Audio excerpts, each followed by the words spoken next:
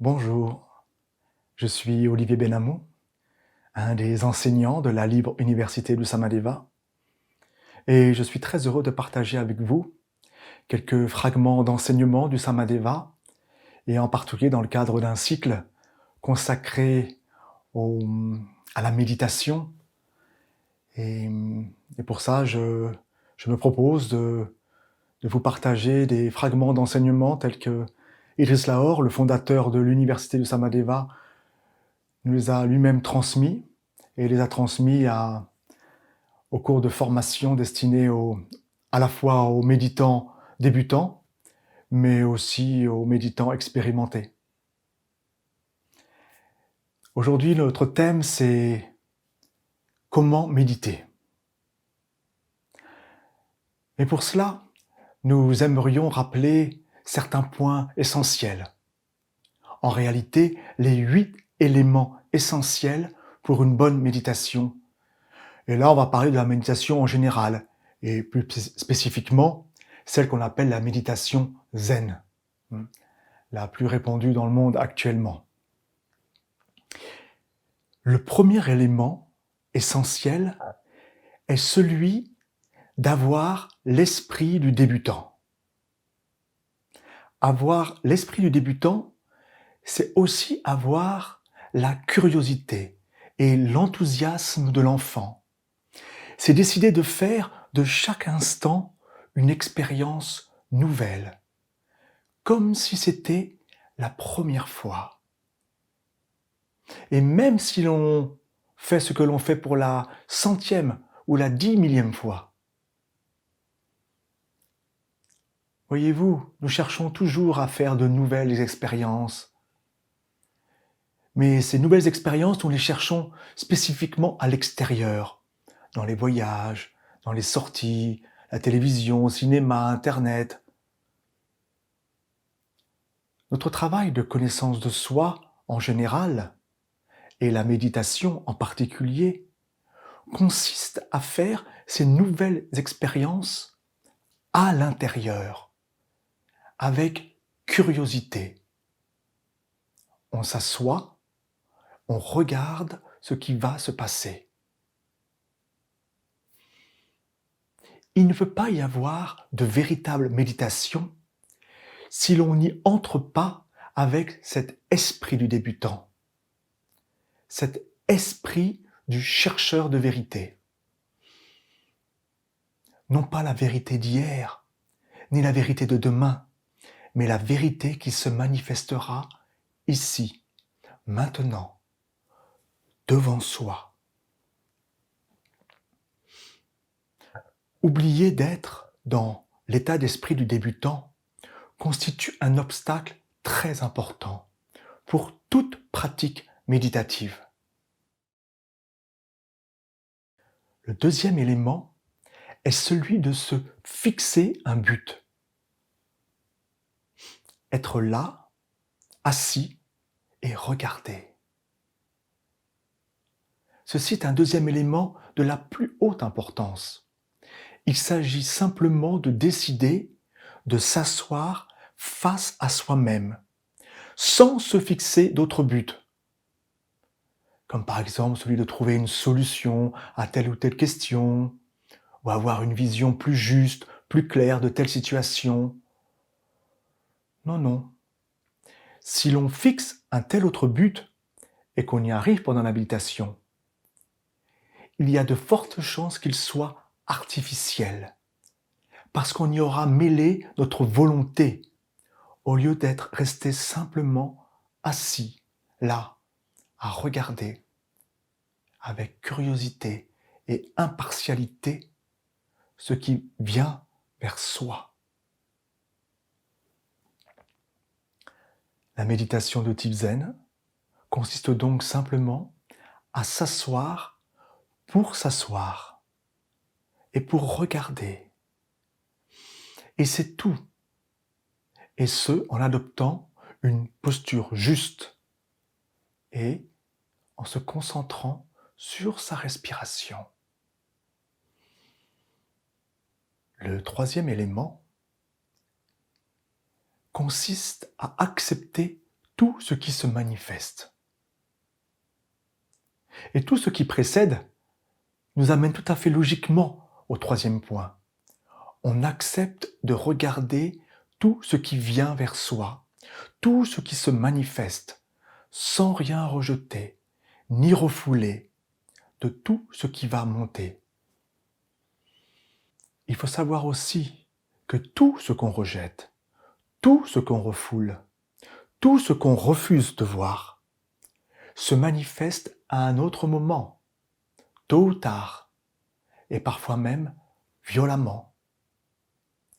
Le principe consiste donc bien à vraiment tout accepter, en accompagnant cette acceptation du principe suivant: tout laisser passer. Ceci est le quatrième élément. Lâcher prise à tout ce qui se manifeste. On accepte tout ce qui se présente dans la méditation, sans le refouler, quand c'est pas beau, quand c'est laid, quand ça nous déplaît, et sans même s'y accrocher, même quand c'est beau, merveilleux. Ceci est très important. Le lâcher prise à tout. Le cinquième élément, c'est celui qui consiste à ne rien juger. Il faut pouvoir démasquer celui qui en soi sait déjà tout. Celui qui juge tout, parce qu'il sait comment tout doit être ou devrait être. Celui qui juge tout, qui se juge tout le temps lui-même en réalité, et même quand on ne le remarque pas, et qui juge tout le temps les autres et tout le reste.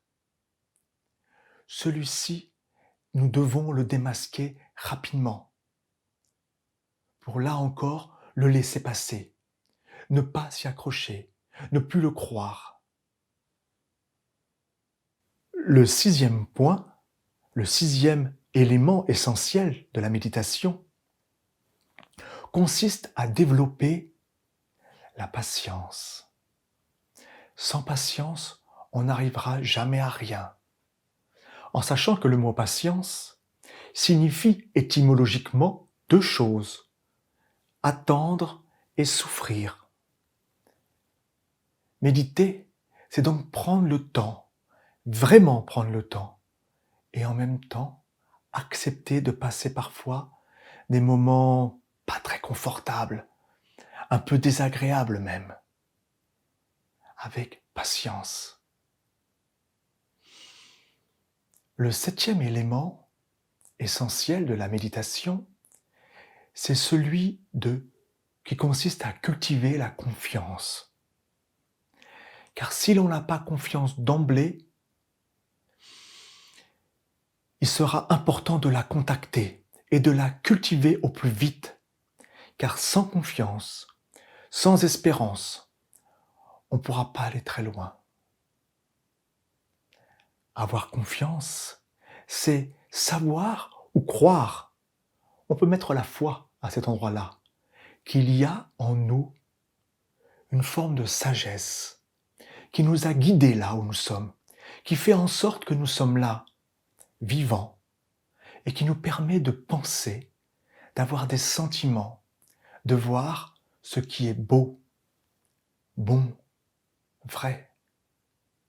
Le huitième point, et pas des moindres, c'est celui de rester dans l'immobilité. Travailler l'immobilité est un véritable trésor. Non pas l'immobilité comme une conduite habituelle, mais en tant qu'exercice qui permet d'acquérir peu à peu la maîtrise et nous permet d'apprendre et de comprendre en regardant à partir de cet état d'immobilité. Car lorsque nous ne sommes pas immobiles, lorsque nous réagissons émotionnellement, nous nous coupons immédiatement de ce qui est là, devant nous. Nous suivons notre réaction. Et toute notre attention est alors mobilisée par cette réaction. Ceci, c'est pour le manque d'immobilité émotionnelle. Mais il en va de même pour l'immobilité physique. On perd beaucoup d'énergie et de capacité de concentration lorsqu'on bouge tout le temps, lorsqu'on se gratte, lorsqu'on réajuste un peu sa tenue. De même, pour l'immobilité intellectuelle, quand on suit la moindre pensée qui monte, quand on échafaude des théories pendant notre méditation, ou même, et vous connaissez bien ça, quand on se tient des discours intérieurs sur tel ou tel sujet, à ce moment-là, on est totalement absent à la vie qui continue à s'écouler devant soi. Mais nous savons bien que l'assise immobile nécessite parfois même un long apprentissage. La méditation de type zen est vraiment l'exercice d'immobilité par excellence. Elle contient pratiquement tout. Mais la plupart du temps, on ne perçoit pas un millième de ce qu'elle apporte, tout naturellement. Si, en méditation, on se laisse sortir soi-même de l'immobilité, pour quelque bonne raison que ce soit, nous n'arriverons jamais à maîtriser ni la méditation, ni quoi que ce soit d'autre. Et cet autre lieu en nous, ce lieu d'immobilité, ça, c'est vraiment nous. Voyez-vous, pendant la méditation, les pensées viennent et passent, toutes. Un jour, nous ne pourrons plus les prendre au sérieux. Elles peuvent donc toutes passer. Alors, quelle importance ont-elles? Pourquoi on s'y accroche? Pourquoi on les suit? Dans son immense majorité, ce qui nous passe par la tête n'a pas vraiment grande importance. Mais nous le prenons au sérieux. Nous croyons que ce sont de vrais problèmes, de vrais questionnements personnels. Alors que ce ne sont que des pensées qui ne font que monter et passer. Celui qui pratique la méditation se rend compte de cela. C'est pourquoi il devient fort. Il ne prend plus ses pensées au sérieux. Elles montent et elles passent. Et il sait que tout passe. Nous pouvons utiliser nos pensées et nos émotions comme des outils pour entrer en relation avec les autres, pour communiquer, parfois pour passer le temps. Parce que c'est de cette façon que nous fonctionnons en société. Mais nous ne pouvons pas les prendre au sérieux. Parce qu'en nous, nous avons découvert qu'il existe un autre lieu dans lequel toutes ces émotions et toutes ces pensées passent. Et cet autre lieu, c'est nous. C'est vraiment nous. Mais sans pratiquer de façon intensive l'observation de soi et ce moyen essentiel de l'observation de soi qu'est la méditation, il nous est impossible de comprendre tout cela. Ou alors, on peut le comprendre, mais seulement intellectuellement. Mais on ne peut pas véritablement le vivre. Qu'il existe en nous un autre lieu. Un lieu où les pensées, les émotions n'ont pas cette importance. Seule la pratique peut y conduire. Celle de la méditation, celle de l'assise tranquille et silencieuse. Voilà un petit préambule qui me paraissait important qu'on se rappelle. Ce sont des éléments essentiels à avoir en tête lorsque nous prenons un jour la décision d'intégrer la méditation dans notre vie. Mais si vous voulez bien maintenant, je vous invite à pratiquer ensemble une petite méditation. On va prendre juste le temps de bien se repositionner sur notre chaise. Peut-être êtes-vous sur un shuggi.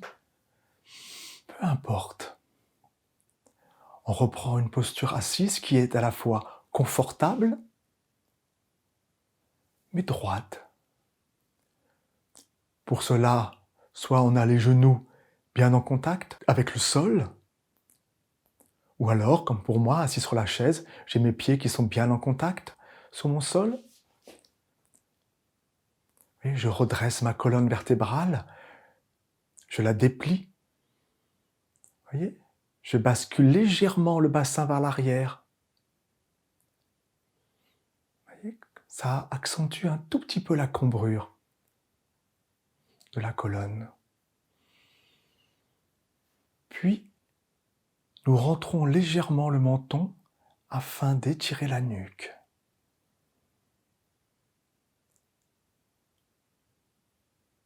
On ferme les yeux.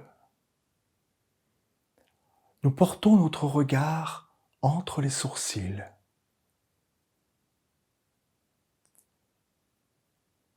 Puis nous posons la pointe de la langue contre le palais, derrière les incisives.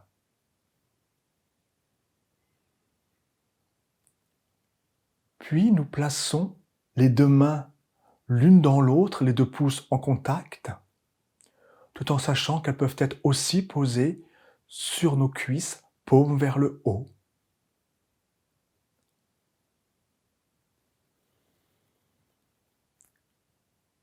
On ressent sa respiration qui est abdominale.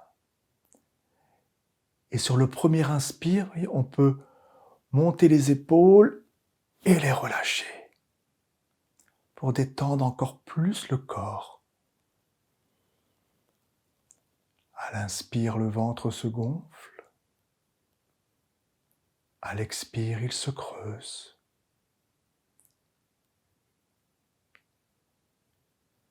Si les pensées viennent, on ne s'y attache pas. On les laisse simplement passer. Et on revient toujours à l'attention, à sa posture et à sa respiration.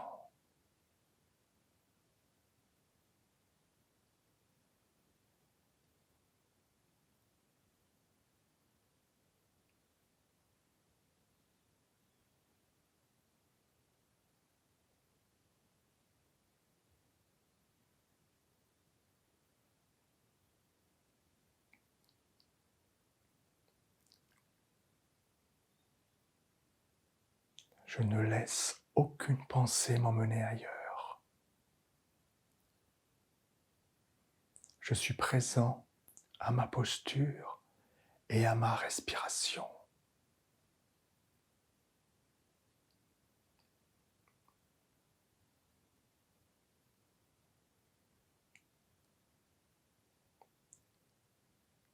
À l'inspire, le ventre se gonfle. À l'expire, il se creuse.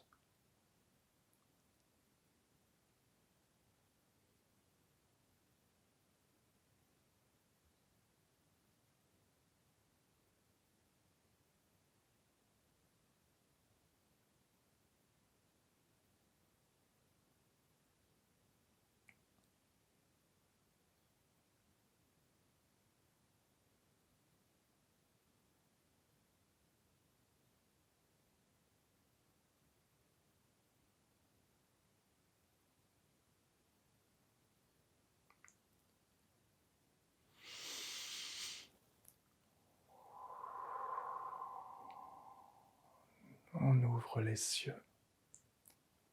On sort de la posture. Alors l'idéal, ce serait un jour d'atteindre au moins 2 méditations de 20 minutes par jour.